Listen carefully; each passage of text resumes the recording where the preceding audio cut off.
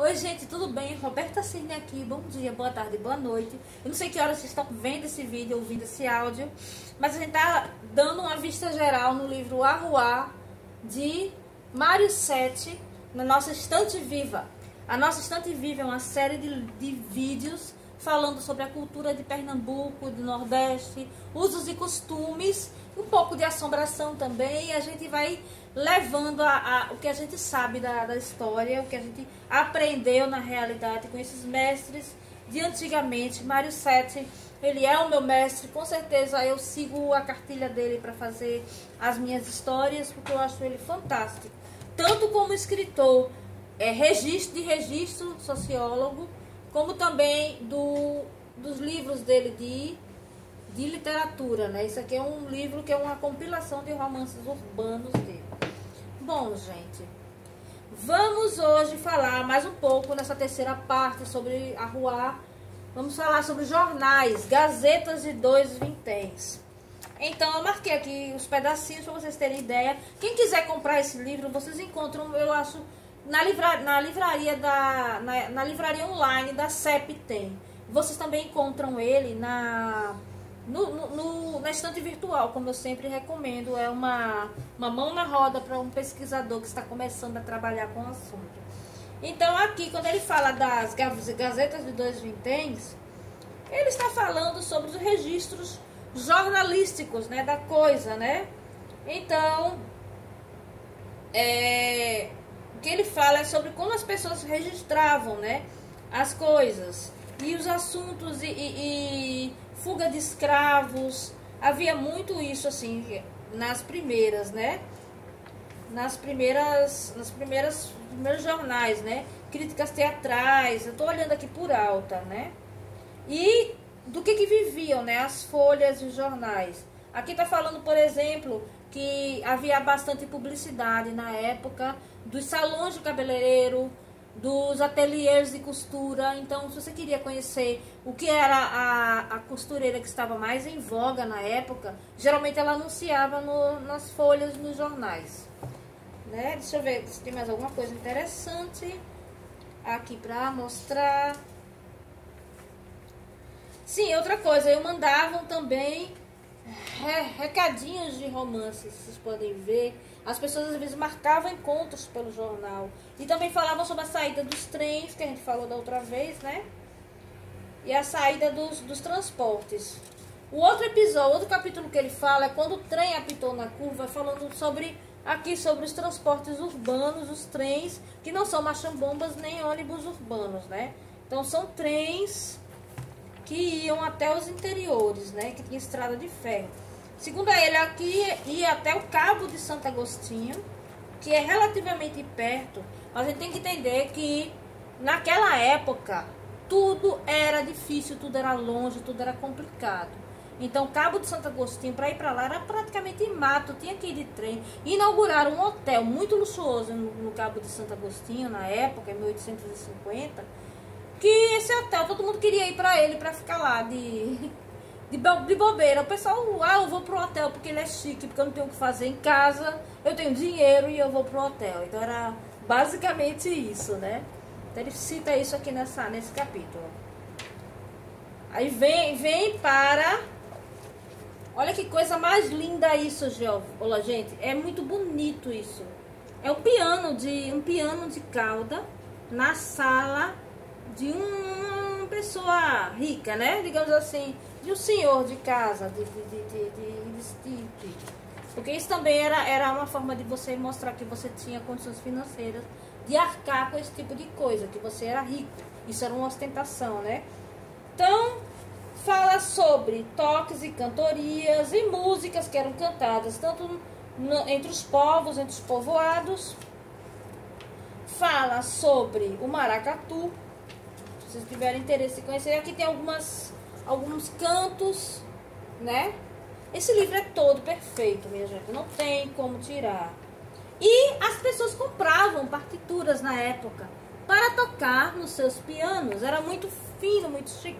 Você dá uma festa e aí você vendia as músicas da modinha, as músicas da época. E aí as moças aprendiam a tocar e tocavam para seus futuros noivos, maridos, amigos, em soirée, né, que eram chamados as reuniões de saraus que faziam naquela época. E aqui também tem um anúncio de venda de piano. Piano é uma coisa muito legal. Por quê? Porque o piano, ele era o suprassumo, o símbolo de riqueza de uma família. Se você tinha um piano, você era o máximo. Se você tinha um piano de meia cauda, você era meio máximo. Se você tinha um piano de cauda completa, e principalmente se fosse branco, porque piano negro, todo mundo tinha piano preto em casa. Mas se o seu piano era branco, marfim, fosse todo branco, marfim, você denotava que você tinha bom gosto e que você era muitíssimo rico. Porque eram poucos pianos que eram feitos brancos.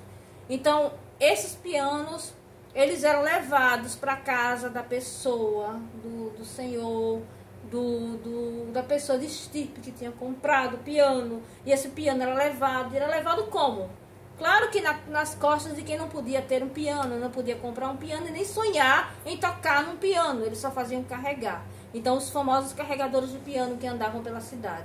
Eles andavam com pianos nas costas, nessa época, e levavam até a casa do dondoco, da dondoca, do ricaço, que queria ter um piano em casa para sua filhinha tocar e encantar algum outro ricaço para se casar com ela, porque no fim das contas era tudo isso. Se você tinha uma filha, mulher, então a melhor coisa para você era se livrar dela o mais rápido possível através de um casamento. Ok. Deixe-me ver aqui o que mais tem. Aqui tinha várias, ele fala bastante sobre o teatro aqui, né? No teatro, vou dizendo assim, teatro e pastoril não era lugar para moça de família. Então você só ia para o teatro se você fosse com seu pai, sua mãe. E era uma ocasião, tipo assim, muito reservada. Você ia para o teatro, você ia para uma frisa, que era a parte assim, elevada do teatro de Santa Isabel. E você ia com sua família. Quem dançava nos pastoris, nas chamadas festas profanas, eram moças que não eram consideradas moças de família. Assim como elas não poderiam ir para a rua, elas também não poderiam participar de pastoril, né? Então, muitas vezes essas pastoras eram meninas pobres, que também eram pessoal, os homens se aproveitavam delas, e elas não tinham muito conhecimento e terminavam caindo na vida a partir de dançar pastoril, né? Sim, deixa eu ver se tem mais alguma coisa legal nesse capítulo. Aí aqui nós vai passar o passarinho. Esse capítulo daqui, ele fala sobre a vinda da fotografia, que tinham casas de fotografia que vinham para o Recife.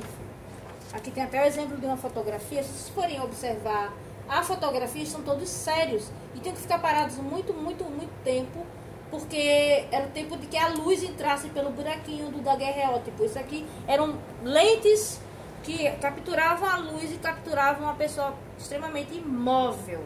Então era o chamado daguerreótipo, e elas eram os negativos eram feitos em vidro. E aí a pessoa tirava essa foto, e a foto era extremamente cara, só gente muito rica poderia fazer. Estas fotos são pessoas de muita posse, e essas fotos eram colocadas em álbuns de família, que ficavam encadernados até em madrepérola na sala, certo, gente? Então isso a partir da invenção da fotografia. Claro, né? Aqui nós tínhamos alguns fotógrafos que ele fala aqui, fotógrafos da época. Vocês podem perceber que as fotos eram sempre sérias. Isso Gilberto Freire fala nesse outro livro, que é sobre vida em meados do século XIX, que as fotos eram feitas sérias porque pessoas decentes de família não deveriam aparecer sorrindo. Então as fotos não eram para serem sorridentes. Quem sorria era o povo. Se vocês lembram de um livro chamado, um livro e um filme chamado O Nome da Rosa, onde um padre fala que era pecado uma pessoa sorrir, porque o sorriso deformava a fisionomia. Era uma história sobre... É uma história de detetive medieval, essas coisas, eu adorei, inclusive. Li o livro e vi o filme, os dois são maravilhosos. E era justamente isso, o sorriso não devia ser dado porque ele deformava a fisionomia humana, ela dava um quê de satânico. Nesse caso, o sorriso não era utilizado nas fotos porque eles davam um quê de povão, né? Então, nesses álbuns de capa de... Ele fala dos álbuns, tô olhando aqui, eu tava falando agora sem nem olhar, mas ele tá falando aqui dos álbuns de capa de veludo e dos álbuns de capa de madrepérola, que eram praticamente joias colocadas na sala para se mostrar às visitas, quando as visitas ali aparecessem. Isso é bem interessante. Tribofes. Sim, tribofes, sim. Isso aqui também, né, que tinha corridas de cavalo, é o outro capítulo que ele fala, tribofes, que eram corridas de cavalo, e vocês, assim, para quem conhece Recife, essas corridas aconteciam no Prado, no bairro do Prado, que hoje em dia é chamado de Prado por conta disso, que na época era realmente um lugar para corridas de cavalo, e no Derby, que também remete, o nome do bairro do Derby remete também a uma coisa de corridas, tá? Os dois eram usados para isso. E aqui, isso é coisa mais linda, gente. Essas ilustrações com pontilhismo são muito preciosas. Aqui ele está falando sobre a vinda do telefone. Então, cada vez ele falava um pouco sobre uma coisa do Recife, né? Ele falou sobre a vinda do telefone no final do século XIX, sobre os teatros, né? Os teatros que foram inaugurados e as lojas que faziam roupas para você ir para o teatro. Porque o teatro era uma situação de luxo, onde você ia para mostrar e para ver e ser visto, para mostrar sua roupa e mostrar sua condição financeira. Na realidade, tudo girava como sempre, né? Até hoje, a nossa sociedade sempre girou ao redor de quem tem e quem não tem. E como você vai mostrar que você tem aquilo ali, né? Isso é muito interessante. Aqui ele está falando sobre a vinda do imperador, né? E isso daqui é muito legal. Deixa eu mostrar a vocês. Isso daqui, caso não estejam reconhecendo quem é de Recife, isso aqui é do lado da igreja da Boa Vista. É bem ali na praça Marcel Pinheiro, certo? Essa praça Marcel Pinheiro, aqui por aqui é mais ou menos a casa onde morou Clarice Lispector aqui no Recife. E eram bicas onde o pessoal pegava água e depois transformaram em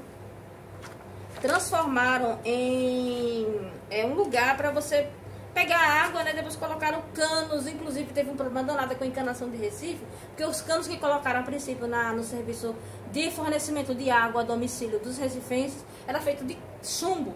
E vocês sabem que chumbo é veneno, né? Então as pessoas ficavam com saturnismo e não sabiam que é a doença que vem do chumbo e não sabiam por quê. Só depois, e até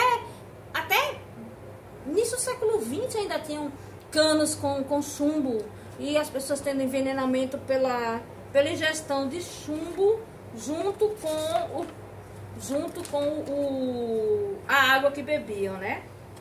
Aqui também tem um capítulo sobre igreja e sobre andores passarem, né? E fala um pouco sobre a cólera morbo, que teve um período todo de tristeza a respeito disso, que foi uma doença que deu no Recife em 1851 e 1855, e que um terço da população recifense morreu, e houve muita procissão para pedir a Deus para acabar com essa desgraça e não matar mais tantas pessoas. Por causa disso, nós temos hoje mais cemitérios na cidade, e foi mais ou menos tipo uma pandemia. Vamos fazer uma analogia com a nossa época atual, onde as pessoas morriam dessa doença, que era o cólera, mas eles achavam que era uma doença que se pegava no ar. Então eles chamavam de uma doença miasmática, que você pegava quando saía no ar. A gente sabe que o cólera a gente não pega assim, né? Mas na época chamavam de cólera morbo, porque era uma doença pega pelo fato de estar respirando. Era só uma questão de higiene mesmo, né?